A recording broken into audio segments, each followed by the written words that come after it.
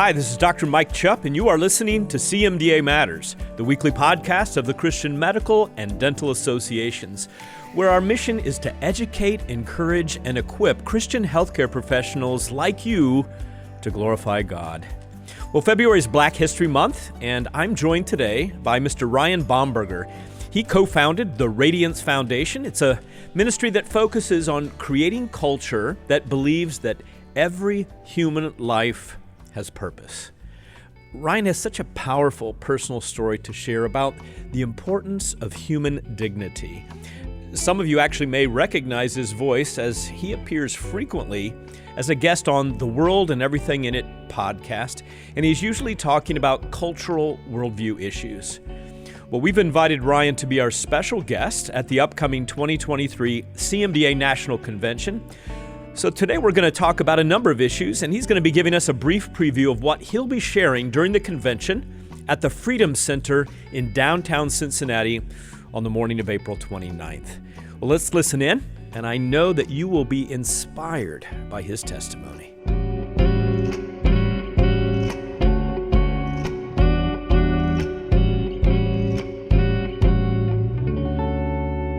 Well, today on CMDA Matters, I have a very special guest, an upcoming speaker at our CMDA National Convention in Cincinnati at the end of April, and that's Mr. Ryan Bomberger. He is an Emmy Award-winning creative professional, an international public speaker. He's a columnist, a factivist, first time I've heard that word, and an author of the powerful book, Not Equal: Civil Rights Gone Wrong. He's also co-founder with his wife, I believe, of the Radiance Foundation, which is a life-affirming organization that illuminates that every human life has purpose. Awesome.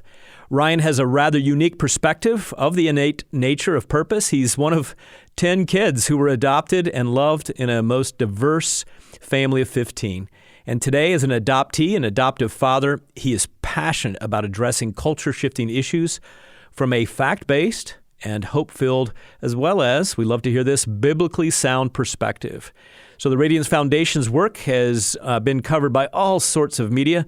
Long list, I won't give it all to you, but I'm surprised in some ways, given how Ryan approaches many of the topics and agrees with us at CMDA, but even including MSNBC and Newsweek, CNN, as well as some of the conservative news outlets that we're all familiar with.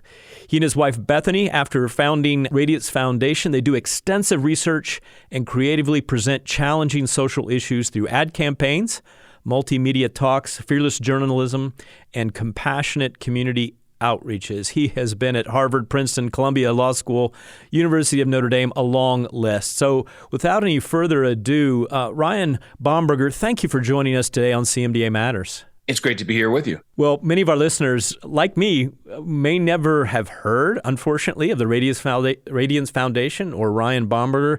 I wasn't either until I read your book, Not Equal. So tell our listeners what we need to know about who Ryan Bomberger is and the Radiance Foundation. I am a child of God, first and foremost, and He created me to create. I'm a creative professional. I worked in the ad agency world for about 13 years. I'm married to my best friend, Bethany Bomberger, who's the co-founder of the Radiance Foundation. And we love the calling on our lives. And part of that calling, part of the DNA of the Radiance Foundation are our own personal stories. I grew up in a small family, 15. I have 6 brothers, 6 sisters. 10 of us were adopted. Wow. And so I'm particularly passionate about adoption. I'm very passionate about defending the most marginalized because I am that exceptions case. I am literally the 1% that's used 100% of the time to justify abortion. And so because of the courageous decision of my birth mom, she chose life. She gave me the incredible gift of adoption. I grew up adopted and loved. So when people ask who is Ryan Bomberger, that's who I am. And now I'm, happily married to Bethany. We have 4 kiddos, 2 of whom were also adopted. And we started the Radiance Foundation about 14 years ago to creatively illuminate how every human life has God-given purpose, planned, unplanned, able, or disabled. So that many years ago, you started the foundation, but how long before that, Ryan, was there a voice inside your heart and head that said, I'm going to be a spokesperson to protect life and to talk about my own life story out there, maybe even around the world? When did that happen? I would say that happened when I was 13. My mom and I were having let me call it a discussion.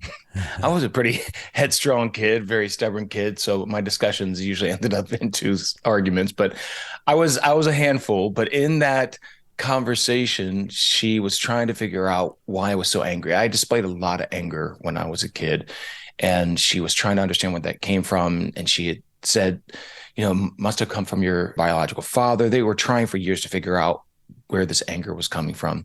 So in that conversation is when my whole origin story was rewritten, because I didn't understand, although my parents had tried for years to explain my actual origin story, I didn't understand what rape meant. Mm-hmm. And so at 13, I understood what it meant. And that was devastating. But it didn't destroy me because I was loved by my parents. And because of that foundation, I didn't, I didn't spiral out of control. In fact, I had an opportunity just weeks later to do a persuasion speech in 8th grade in public school. And what did I do it on? I did it on the issue of abortion.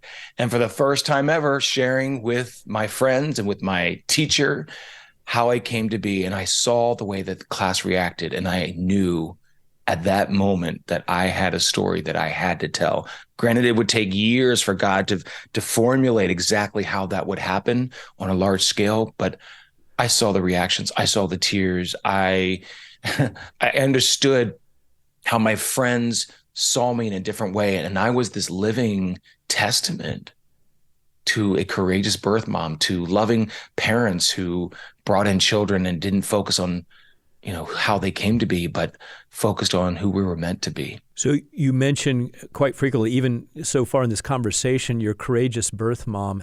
Have you had a chance to meet your mom? And what have you learned subsequently, whether or not you've met her, about women who have been raped and who've kept their babies? I have not met my birth mom, and I searched for her years ago. In fact, back in 2005, I had looked for my birth mom, and it came up negative, meaning that there was no response. So being the creative that I am, I try to figure out, how do I thank her? And so I wrote a song called Meant to Be, which really is just a tribute to not just my birth mom, but to all these birth moms who go through these horrific circumstances. Yes. And what I find as a public speaker, I've met rape survivors, many, many. And I was actually shocked myself to understand that there's a common thread that runs through all of them: those who chose to parent, those who chose adoption, and those who chose abortion. And that common thread that I've heard expressed by so many mothers through the violent act of rape is that the child is the only redemptive part of it. And I actually found that kind of surprising, especially from post-abortive women. But that has been the most common expression from rape survivors. And we work with a number of them. And it's really, for me, it's kind of a window into who my birth mom could have been. And I've met many birth moms, and after events, I've had a number of them come up just to say, can I hug you? And for me, it almost feels like it's my birth mom hugging me, and they will say things. In fact, in a recent event, the birth mom that I spoke to, she said, I know that your birth mom would be proud of the man that you've become. Oh, wow. And so I find that a lot of people don't realize that there are 42% of women who conceive and rape and become pregnant, that they don't choose abortion.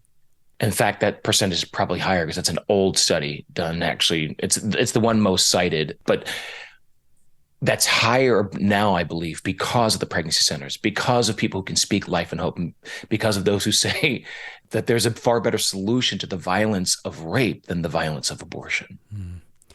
So would you say that you and the Radiance Foundation spend the Yauman share of your time on sanctity of life issues and promoting life, protecting the unborn? Is that certainly through your book, Not Equal? That is the recurrent theme. And by the way, your graphics, you use those so well in your book.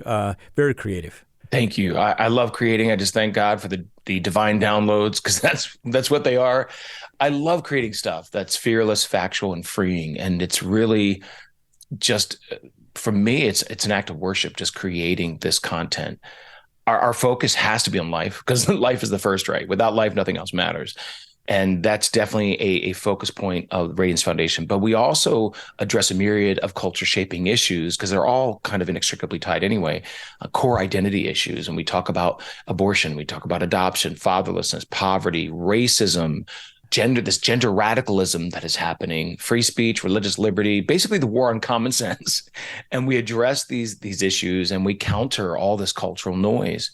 And we're motivated by love. 1 Corinthians 13:6 says, love does not delight in evil, but it rejoices in the truth. And that's what motivates us to create all this content to try to break through all the noise in our culture today. Well, you talked about fighting racism, and one of the latter chapters in your book was a bit of an eye-opener for this physician who was racing through undergrad to get to medical school and didn't have time for all that much American literature.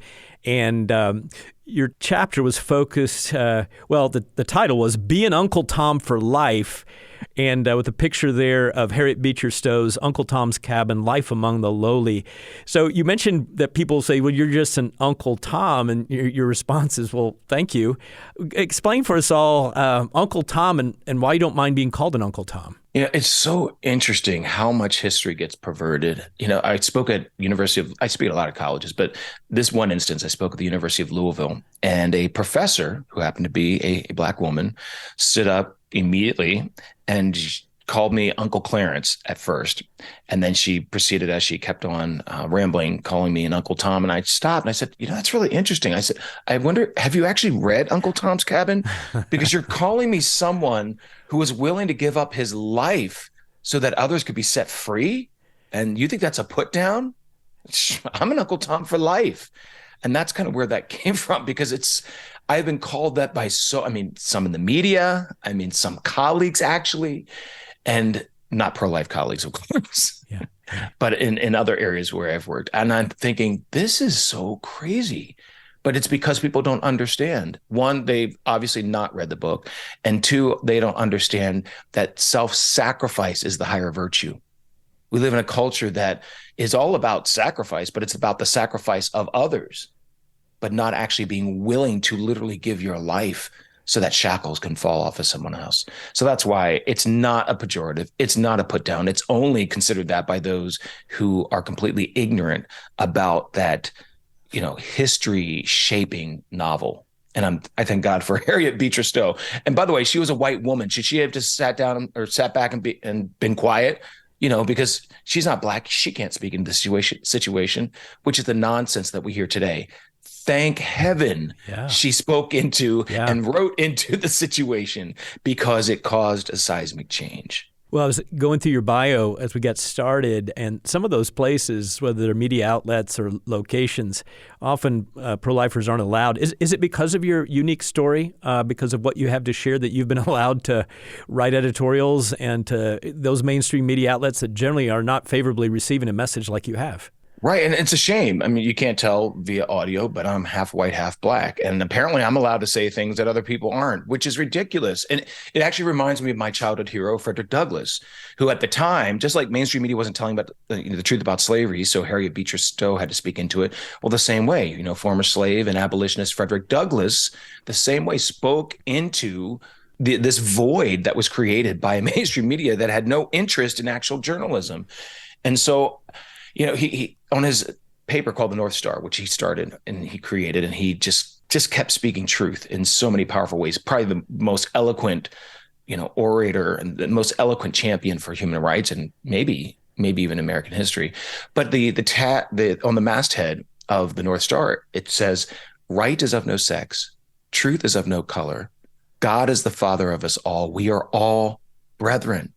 Oh, my word. If a former slave can say those words, yes, why in the world today do we still think that you can only speak a subjective, a worldly sort of truth, I'm putting that in quotes, if you're the right gender or you're the right color? That's nonsense. Truth is truth. It doesn't matter what gender, doesn't matter what color.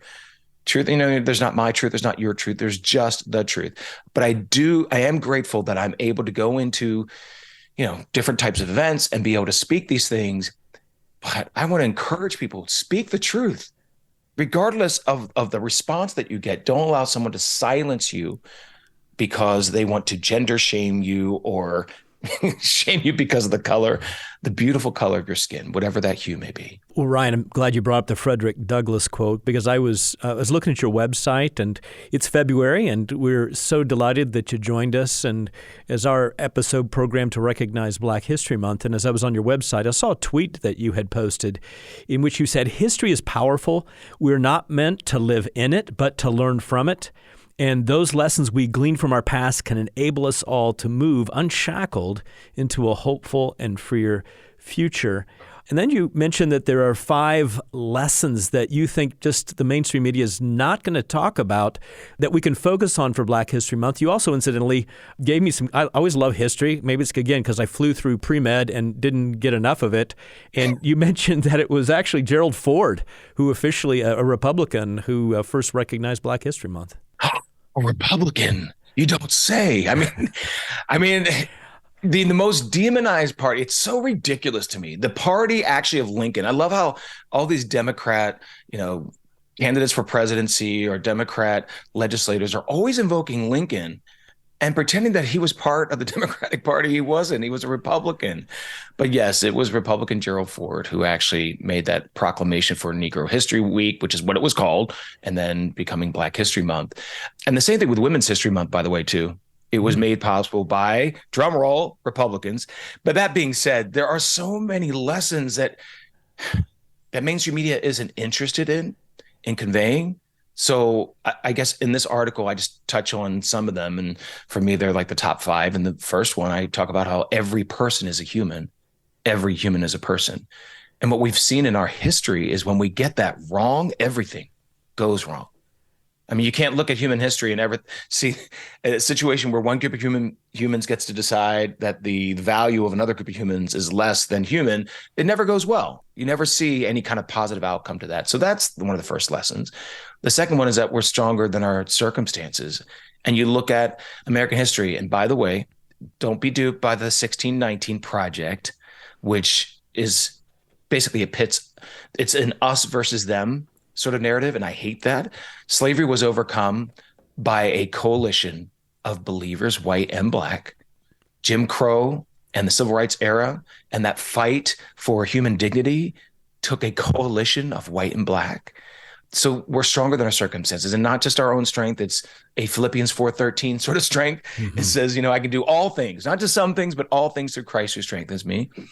The third point is we are one human race. My goodness, why can't we get this into our heads and our hearts? It has never benefited humankind to have this false construct of race. Mm-hmm. It started off in racism. It was scientific racism, by Carl Linnaeus, who was a taxonomist. He's the one who he's credited with creating these different groups. And of course, with that, he separated into groups, but then he added his little subjective pejorative. Like, for instance, he called Africans calm and lazy. Okay, thank you. But at least, Europeans were all hopeful Europeans. I mean, it started in racism, and it only served to divide. So we are one human race. That's Acts 17:26. The fourth point, evil flourishes when the church is silent. Oh my gosh. And it continues to flourish. The church is silent about abortion. The church is often silent about this gender radicalism that's denying before God created family, he created male and female. And the fact that we are denying that, anytime we deny our actual design, it always leads to destruction. And the last point is forgiveness is better than revenge. And we live in a day and age where critical race theorists, or I would like to call them critical race evangelists, are all about the unforgiveness. They want to continue to live in the discord of the past. And that's no way to live. And it's so antithetical to Christianity. So I reject that nonsense, the critical race theory, critical theory, genderqueer theory, the anti-racism movement, which is rooted in all of that. That never moves us forward. It keeps us in these different camps, oppressed and oppressor. And I'm half white and half Black. So I guess I'm in both camps. I'm both the oppressed and the oppressor. And that's no way to live. That's not love. And so those are just some of the lessons that we can learn from Black History Month, ones that you definitely won't hear from mainstream media. Well, and that last point in your blog, forgiveness is better than revenge. I love the quote that you give, that faith-filled forgiveness trumps fiction-filled friction. Yeah, who wrote that? Yeah, sounds pretty good, huh? Yeah, I like it. Well, you're going to be speaking, and we're grateful that you're going to be speaking at our upcoming CMDA National Convention. We're going to have a breakfast early on Saturday morning, April 29th, at a wonderful location, the National Underground Railroad Freedom Center, which I was there a few years ago to check out the site and the convention center, and it is right across the Ohio River, the final point where slaves were in that Underground Railroad and finally escaped if they could cross the Ohio River. So it's there. There's a continuous flame. Have you been there before, Ryan? I have, actually, years ago, with Reverend Arnold Culbreath and Brad Mattis of Life Issues Institute. Just such a powerful experience. It's great to be reminded of where we've come from and how much God has enabled so much change and liberation and triumph to happen. And reconciliation, which is Yes. a big word that you really believe in. So just without giving away too much, little trailer, what are you going to focus on? You've got a couple of other sessions there, I believe, at the National Convention, some breakout sessions. But for the breakfast, what are you going to focus on? Well, I think it's important just to share my story, because to understand why I'm even speaking about any particular issue is to get a little bit of my background. So I'll go a little more deeply into just my experience with adoption and the parents that I have been blessed with, Andrea and Henry Bomberger. And so I know I'm going to love talking about that aspect and going deep into that. And so part of it too is just the beginnings of the Radiance Foundation and just the craziness that kind of led to it. And it's amazing because on paper, none of it made sense. But when my wife and I started it, we had no money, we knew nobody, but we knew that we were called to do what we were called to do. And so I'm going to touch on that. So the presentation there, I think it's called The Beauty of Possibility. And the possibility that I'm referring to is a divine possibility that all of us are infused with from actually even before conception, because God knew us before we were conceived. So that's what I'm going to be talking about at the breakfast. I'm going to be talking extensively in a session about Adopted and Loved, which is one of our initiatives, but it's also one of our most powerful presentations where we just go into a lot of the particulars about adoption. We dismantle all kinds of myths about adoption. We talk about, just what's happening right now with the attacks on faith-based adoption agencies. And then, of course, with every presentation, we're leaving people with hope. And that's important because it's easy to get bogged down and weighed down by just the heaviness of so much brokenness around us. And the third presentation, I'm talking about courage. And this is important because this is what hope inspires, and it inspires courage. In fact, it's called So What If You're Hated? Remember in scripture where Jesus said, hey, guess what? The world's going to hate you. Why? Because they hated me first. So It's not a surprise. John 15. Yes. Yes. So I'm going to go into that and go into some of these examples of where, God's people were hated for so many different reasons. And then to see the triumph that resulted because someone chose not to give in to fear. And so I'm really excited about all these presentations, and they're all multimedia presentations because I get bored easily. So I like to present things in a visual way. And I'm a sound designer for years, used to work in radio. And I love just trying to capture our heart through the Radiance Foundation in these images, in these sounds, and just praying that people are moved and encouraged to take this from beyond that conference and just, shift culture wherever they are. Well, I want our listeners, if you haven't signed up yet for the National Convention, we'll have some links certainly on today's program, the website, for you to be able to figure out how to register. And, Ryan, we didn't intend it to be this way, but God has his ways providentially. Another speaker at the National Convention this year is Katie Faust of Them Before Us and the International Global Protect Children's Movement. And she also does a lot of talking about adoption and has been with me on the program. And so your story and what you're sharing will dovetail so nicely with Katie's challenge to put the needs and the rights of children ahead of the needs and desires, actually, of adults. Oh, exactly. And Katie's fierce. She's awesome. We love her. She is such a champion for children, just an incredibly powerful advocate for parental rights. And we're fighting that battle too. By the way, we live in Loudoun County. This is where we're based. So we're dealing with all this insanity, with the whole, all these efforts to sever students from parents. It's actually in our backyard. And so we deal with this in a way as, writers and creatives. We've come up with a book, for instance, that we just released called She is She, which is crazy that the title itself apparently is controversial, but it shouldn't be. And the book it's a beautifully illustrated children's book, and it's age appropriate, by the way, because we know, our public schools are pumping all kinds of toxicity into our children. This is not. This is just a beautifully illustrated book that just celebrates, undeniable, biological, beautiful her. And so we decided to use pronouns in this book. And that's how it kind of started. Like, okay, let's use a book. Let's write a book and just use these pronouns. So it starts off, she is she. She is not he. She is not we. She is she. And so this book not only is great for children 2 to 8, but there are also 2 sections. One says, what does the Bible say? And gives some points from scripture. And then the other section says, what does science say? I'm telling you, the response has been incredible. There's so many parents, so many adults who, in a way, kind of feel like they just have to be quiet about all this because everybody else is accepting it. Well, no, everyone else is not accepting this. I mean, in order to accept this culture of LGBTQ, IA worldview, you have to actually deny basic science. We have to mangle our language, and not just mangle our language. We actually have to support the mutilation of children. So She is our foray into talking about really tough issues. Just go to sheisshe.com. And what we don't have in the book, because we want to make sure it's age appropriate for children, but what we do have on the website are deeper resources for any parent, educator, adult who wants to go deeper with a teen, go deeper with an adult, to actually explore, okay, what does all this mean? How do we frame this? How do we talk about this? How do we deal with this?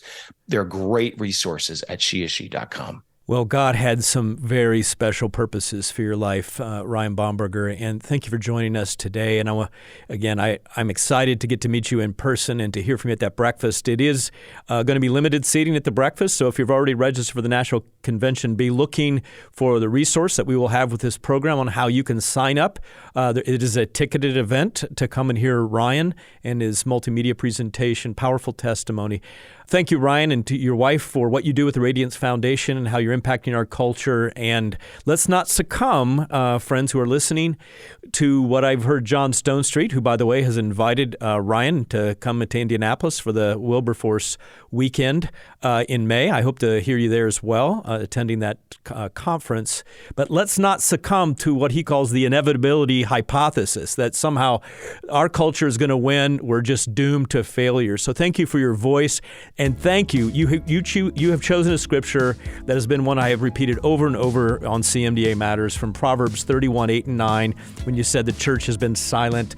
And King Lemuel's mom said, Ryan, speak up for those who cannot speak for themselves. Ensure justice for those being crushed. God bless you, Ryan, for what you and your wife are doing with Radiance Foundation. God bless you. Thanks so much.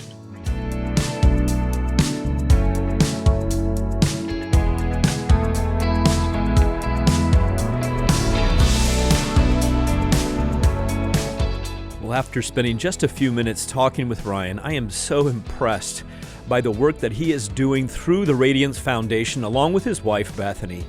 Their focus on affirming that every human life has God-given purpose, I think it's exactly what compelled us to bring him on the podcast. And his personal story about his birth mother and his adoption, they're so captivating. You heard him share so powerfully that we are created with irreplaceable, intrinsic value by our God. If you'd like more information about Ryan and the Radiance Foundation, just check out their website by going to radiancefoundation.org. If you'd like to hear more from Ryan, well, now is the time to register for the 2023 CMDA National Convention. We've invited Ryan to join us for a very special breakfast event at the National Underground Railroad Freedom Center in Cincinnati, Ohio, on Saturday, April 29th. If you've never been to this museum before, it's located just steps away from the Ohio River and is a powerful experience. This special breakfast event with Ryan is a ticketed event with limited seating. so you'll want to register soon and reserve your spot. First, if you haven't already done so, you'll want to register for the National Convention by visiting natcon, natcon.cmda.org. And then, once you've registered for the convention, you will have the opportunity to purchase your tickets for the breakfast event at the Freedom Center. I am very much looking forward to this event, and I can't wait to see you there, friends. For more information, be sure to visit natcon.cmda.org. By the way, if you are attending the convention, you'll want to make sure that you have access to the CMDA Go app. That's going to be a central hub for all the things that you need to know about the convention during the convention. And here's more information for you about the app.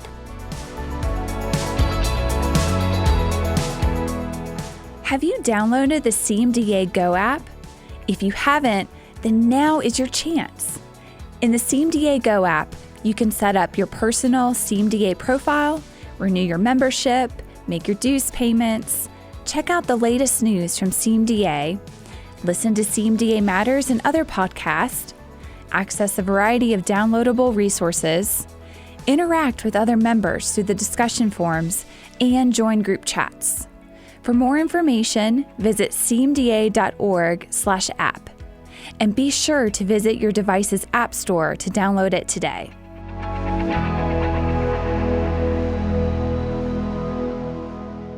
Ryan Bomberger's willingness to engage and have conversations on the hard topic of reconciliation, it reminded me about CMDA's Red Committee, which is a subcommittee of our CMDA Board of Trustees. The RED, or RRED Committee, was launched with the purpose of guiding us toward a biblical response by CMDA, as well as the wider body of Christ, as it pertains to the issues of racism, with reconciliation, equality, and diversity, especially as those issues intersect with healthcare and healthcare professionals. Just as Ryan was sharing with us, God calls us to have hard conversations and to focus on finding reconciliation as we seek to grow the kingdom of God. If you want more information about the Red Committee and want to get involved, just visit cmda.org/racism. Our conversation today also brought to my mind a book that we have available for you in the CMDA bookstore. If you'd like to take an in-depth look at justice from a biblical lens, I hope you'll check out Confronting Injustice Without Compromising Truth, 12 Questions Christians Should Be Asking About Social Justice, written by Professor Thaddeus Williams. Thaddeus draws from a diverse range of theologians, sociologists, artists, and activists, and he makes the case that we must be discerning if we are to truly execute justice as Scripture commands. You know, not everything called social justice today is compatible with a biblical vision of a better world. The Bible offers hopeful and distinctive answers to deep questions of worship and community, salvation and knowledge that ought to mark a uniquely Christian pursuit of justice. Topics addressed by Professor Williams' book include racism, sexuality, socialism, culture war, abortion, tribalism, critical theory, as well as identity politics. This particular book offers a clear challenge to us as readers to discover what the Bible and the example of Jesus have to teach us about justice. You know, this book has meant a lot to our board. In fact, our chairman, Dr. Lyle Whitman, purchased a copy of this book for every single one of our trustees last year. You can purchase your copy today in the CMDA bookstore by going to cmda.org/bookstore. Are you ready to live missionally as a healthcare student, trainee, or professional? Registration is now open for Remedy 23, Healthcare on Mission, which will be held on February 24th and 25th at California Baptist University and on April 14th and 15th at Liberty University. Missional living in healthcare has always involved swimming upstream, but it seems to be getting harder. Our culture, workplaces, and institutions are not as friendly to faith as they once were. Living on mission for Jesus and setting biblical principles as our true north can be hard. Remedy 23 will challenge you to grow in your understanding of what missional living looks like. For some, missional living will ultimately involve a plane ride to move to a far-off place for long-term service. For others, missional living happens in our own communities, institutions, and workplaces here in the U.S. What does it look like for you? Join us for Remedy 23 and find out. For more information and to register, visit cmda.org/remedy.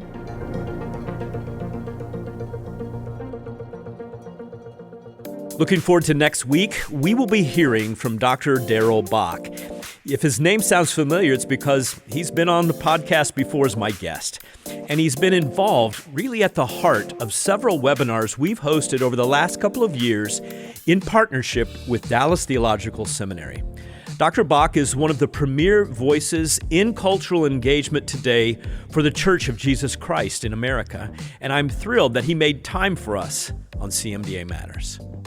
Hey, don't forget, if you want to suggest a future guest for the podcast, you can email us by using cmdamatters@cmda.org.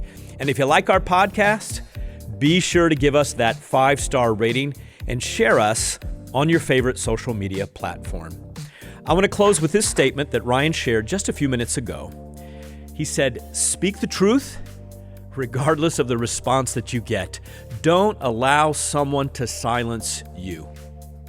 Might I suggest that as we engage the culture around us this week, as we take care of patients and practice in healthcare, let's follow the admonition of John, the beloved apostle.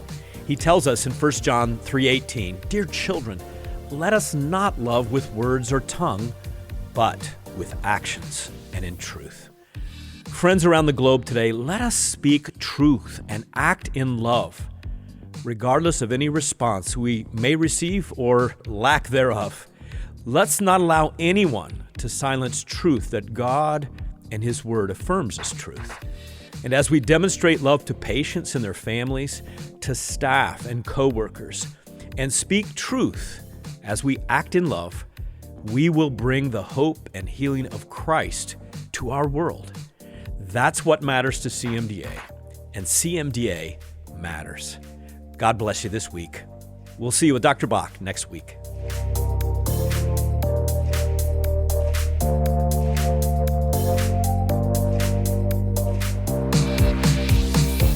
This podcast has been a production of the Christian Medical and Dental Associations. The opinions expressed by guests on this podcast are not necessarily endorsed by the Christian Medical and Dental Associations.